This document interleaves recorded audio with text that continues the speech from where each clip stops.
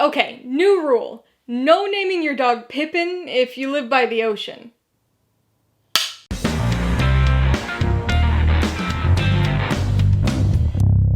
Hey everybody, welcome to Mainely Movies. Today I'm going to be talking about the 2018 sci-fi action film, The Meg. If you're new here, please consider subscribing for a variety of movie-related content, like reviews, rank lists, and trailer reactions. All my reviews include a breakdown of the pros and cons, my rating, and some tailored film recommendations, so be sure to watch through to the end of this video for all of that extra content. The Meg stars Jason Statham, Lee Bingbing, and Rainn and was directed by Turteltaub. Based on the 1997 novel by Steve Alten, it tells the story of a group of scientists who encounter a 75-foot-long megalodon shark. There are a lot of different types of movies out there. Now, you could interpret that as different genres, different storylines, different tones or plot structures, but there are also different types of intent for movies. Some films go for broad appeal, while others target a smaller genre niche or fan base. And I would say that the vast majority of movies that are made try to be objectively good movies. The kinds of films that win awards, or are at least highly regarded by audiences. The Meg is not one of those movies. It didn't win any awards, it never garnered much critical or general audience praise. Obviously, people's personal subjective opinions will differ, but from a filmmaking standpoint, it's not an objectively good movie. But it's also not a movie that was trying to be. This was never attempting to be a serious, dramatic, or thrilling shark movie in the vein of Jaws, nor was it billed as such. Anyone who saw the trailers knew that this was going to be a goofy, big-budget B-movie about a 75-foot-long shark. And that's exactly what it is. It might not be a good movie, but it did a good job of accomplishing what it set out to do. The Meg is a ridiculous film. It has its loose origins in a series of novels that approach the concept of megalodons from the same entertaining pseudoscience standpoint that, say, Jurassic Park approached dinosaurs. While the film version of Jurassic Park delivered both blockbuster thrills and an interesting, thought-provoking cautionary tale, the film version of The Meg takes a slightly different approach. This is essentially just a ramped-up version of one of those Sci-Fi Channel shark movies. It's the same brand of absurdity, just with a bigger budget, a few stars, and a theatrical release. So, with that in mind, this obviously won't be a movie that appeals to everybody. It's absolutely ridiculous, but intentionally so, trying to emulate and capitalize on the kind of cult success of those Sci-Fi Channel movies, while paying homage to Roland Emmerich-style disaster films, as well as generally highly regarded shark films like Jaws. With its B-movie inspirations, as well as aspirations, The Meg has plenty of problems.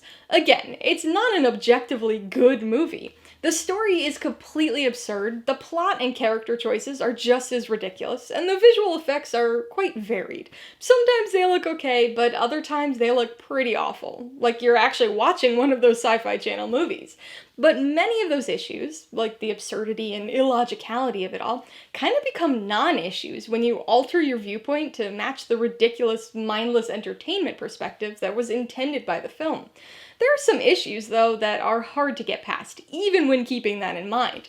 You can argue that they are intentional homages to the film's inspirations and genre tropes, and many of them probably genuinely are, but they're still hard to get past. The biggest offender here has got to be the characters.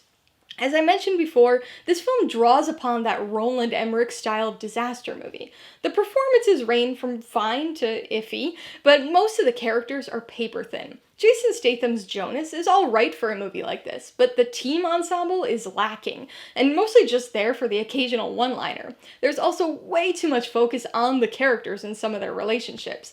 That would be fine in most other types of movies, but the melodrama really messes with the pacing, and pulls us away from the shark-based carnage we're actually here to watch. There's no doubt that if you wanted to, you could pick this movie apart until all that's left are the bones of the whale that the megalodon ate.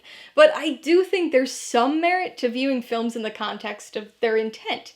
The Meg is not a serious movie, nor is it meant to be taken seriously. It has its tongue firmly planted in its cheek from the get-go, and is extremely aware, not only of itself, but of all the ridiculous tropes that have become the norm in shark movies and other creature features. This is big and dumb and over the top, but also fun. There are a handful of moments of tension, there are some jokes that actually land, but much of the fun comes from the shark carnage, and some of the more ridiculous action sequences that arise from the protagonist trying to stop that carnage. It's all completely ridiculous, but much of it's entertaining. So is it a great shark movie? No. Does it deliver on what its goofy trailers promised? Absolutely. Go for the Megalodon mayhem, stay for Jason Statham quoting Finding Nemo. Alright, let's talk about the pros and cons. The biggest pro is definitely the fun absurdity. It's an absolutely ridiculous movie, and if it was trying to take itself seriously, there's no way it would have worked. Luckily, it leans into its absurdity in an often very self-aware fashion. It's not a parody, but it's definitely inspired by B-movie creature features, most notably the array of Sci-Fi Channel shark movies. It's incredibly stupid, but it's also pretty fun. There are some ridiculous action sequences that'll have you shaking your head, but also smiling at the same time, because it's all just so absurd. On the con side, the biggest issue has gotta be the characters. Admittedly, there are a few that are okay in this type of film, like Statham's Jonas Taylor, but overall, as a kind of team ensemble, things are not very good. Now, this isn't an unexpected thing in a B creature feature, or even a disaster movie, so it's possible that this was an intentional homage to genre tropes, but it's certainly not a film where you'll end up caring about many of the characters. Most of them aren't particularly believable in their roles, so they're either used as sources of comedy and one-liners or as attempted emotional vehicles. Which brings me to my second major con, the tone. Now, there are definitely aspects of the tone that work.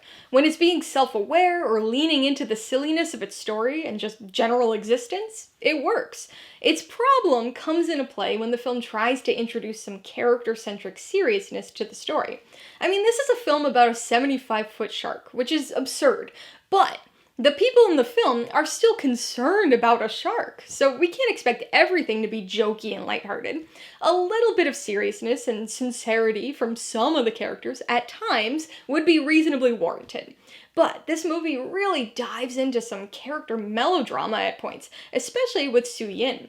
Now, I'm all for character development, but moments like this, when we're well into the carnage part of the film, are tonally jarring and really disrupt the flow and pacing of the story, dragging out what should have been a sub-90-minute movie to nearly 2 hours. Before I give you my rating or recommendations, I want to remind you that if you're interested in buying The Meg or any of the other films I mentioned today, I do have affiliate links for all of them in the description below.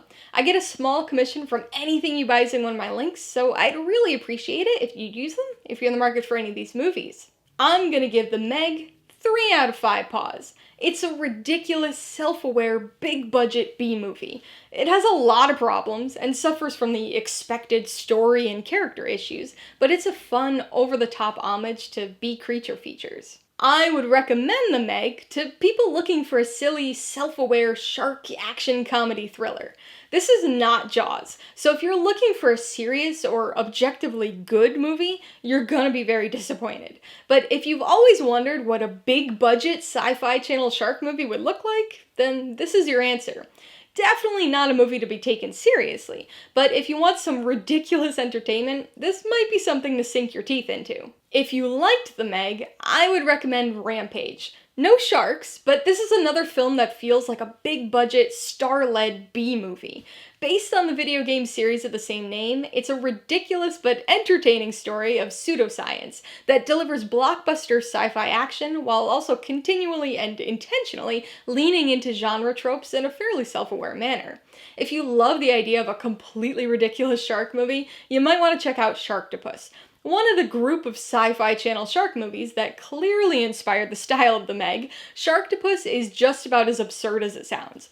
Honestly, probably a little more absurd. It'll never be mistaken for a good movie, but it wouldn't be a bad follow-up to The Meg. And if you're sick of B-movies and want a genuinely good shark movie, you'll definitely want to watch Jaws. It's a film that does a great job of balancing tension, story, and character. Plus, there are several references to Jaws in The Meg, including poor old Pippin. Alright, a couple questions for you guys. Number 1, have you seen The Meg? If so, what'd you think of it? And number 2, what's your favorite Sci-Fi Channel shark movie? Be sure to leave your answers in the comments below so we can get a discussion going. Alright, so if you got some enjoyment, insider information out of this review, I'd appreciate it if you'd hit that like button. And if you haven't done so already, please hit subscribe while you're at it to see more videos like this. Till next time, this has been Alyssa with Mainly Movies, the way life should be.